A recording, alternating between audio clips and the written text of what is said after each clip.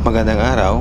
Ito po yung pangalawang video ng ating Mapanapilig Special Edition. Ito nga po, pumunta tayo ng Mapanapilig. Mga alas 2 po tayo pumunta ng Mapanapilig. Sa kasamang palad, ginabi po tayo sa daan.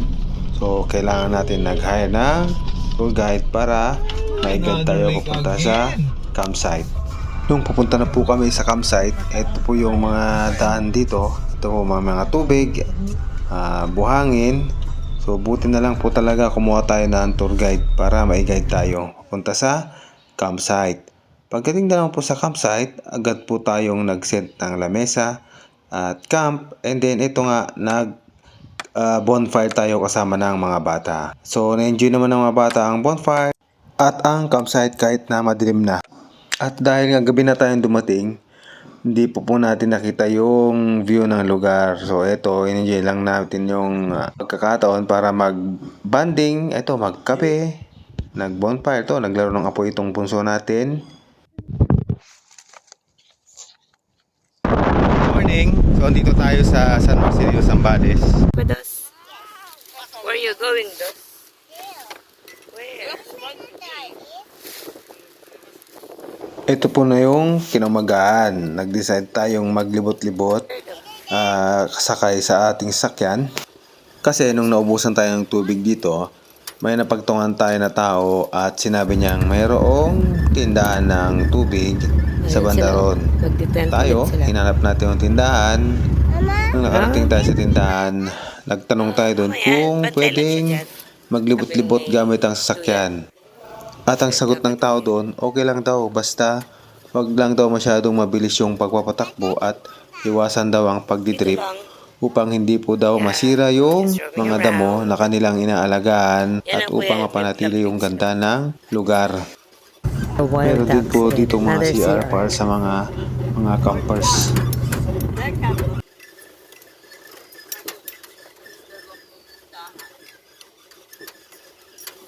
Tindahan. Dos, may tractor sila. There's a tractor. Ano ba bibili natin?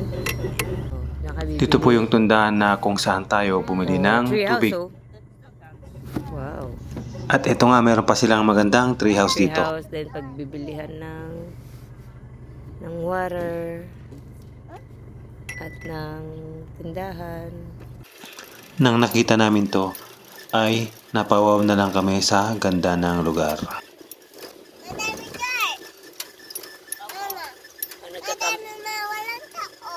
Hindi, nandyan sila, camping sila. Yeah. That is glamping.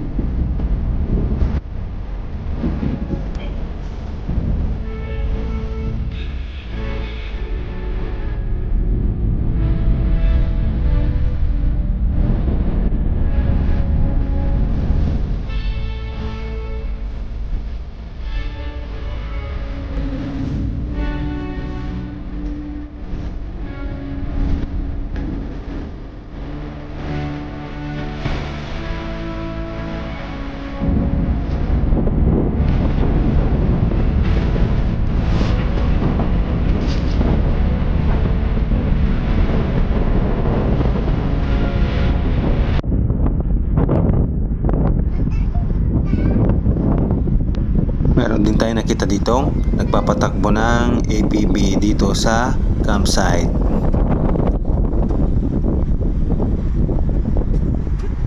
ATV yan, ano?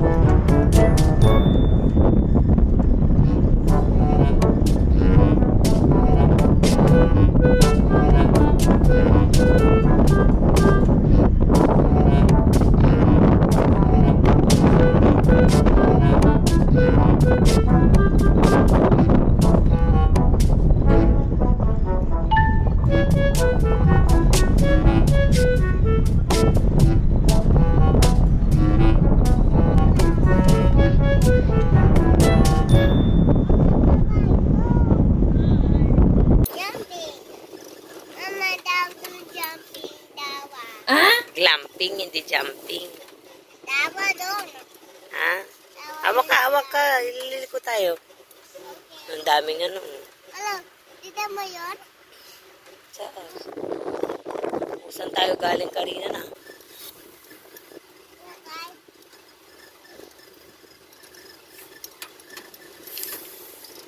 Hawak. Ang daming puno. Diyan, pwede. Unicorn yun? Horn.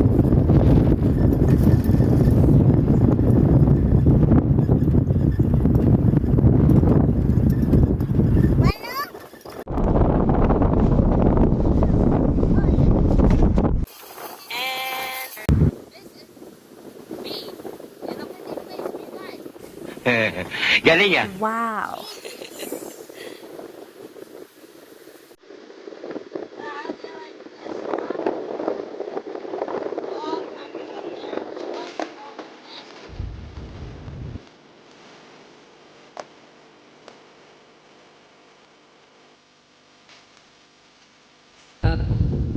Ayun sila, may baka, maraming baka dito, maraming kalabaw. New Zealand, Pinoy version.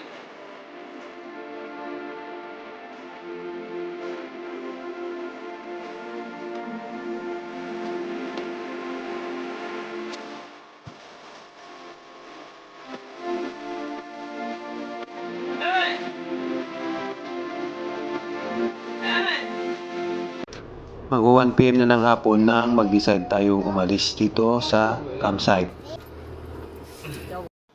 Eto, malinaw yung mga daan na dinadaan natin. Hindi katulad kagabi na napakadilim. Halos hindi po makita yung dinadaan natin.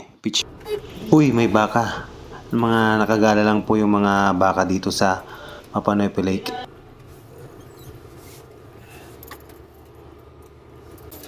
Ha, ito nakakatuwa ang itong daan dito sa papuntang Mapanoype Lake. Ito na nga yung mga tubig-tubig. Hindi natin medyo napansin kagabi ito kasi madilim na talaga.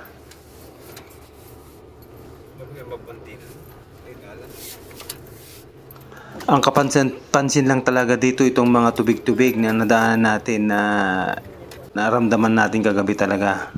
Ito, meron na mga parating na mga bagong campers papunta dun sa pinagkampingan natin na campsite.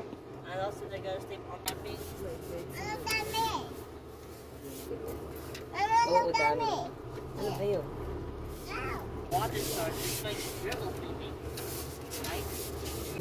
Wow, pag-ala lang talaga yung sistema dito sa pag-aalaga ng baka. Tumayan yung mga tubo-tubo daw. Lalaki na eh. At saka nakaano. Sa line na. Ang dami kalaro. Pulos na lang walang ano. Pati na rin kalabaw, talagang pag-ala lang talaga sila.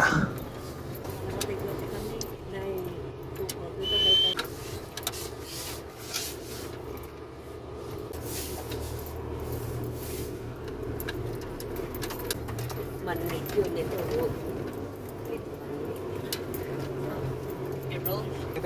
Dito sa part na to ay talagang nalito kami kasi hindi na namin alam kung dediretso o kakanan. So nag-decide kaming dumiretso at nagkamali po kami ng desisyon. Tingnan po natin kung bakit sinabi kong nagkamali kami ng desisyon.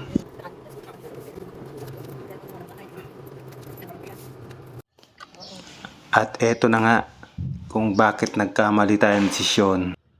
Na wrong way po tayo. Kagabi po, hindi po natin nadaanin itong tulay na to.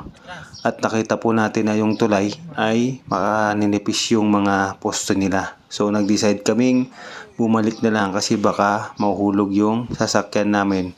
Baka ma-goodbye earth tayo. Pero napansin ko tong tulay na to, dito dumadaan yung mga napapanood ko sa YouTube na nakamotor. So pwede po to sa motor, pero pag 4 wheels ay alangan po ay baka pumalaglagan yung 4 wheels. So eto na lang po, nagtatapos ang aming video at ang adventures namin dito sa Mapanoype Lakes dito sa San Marcelino, Zambales.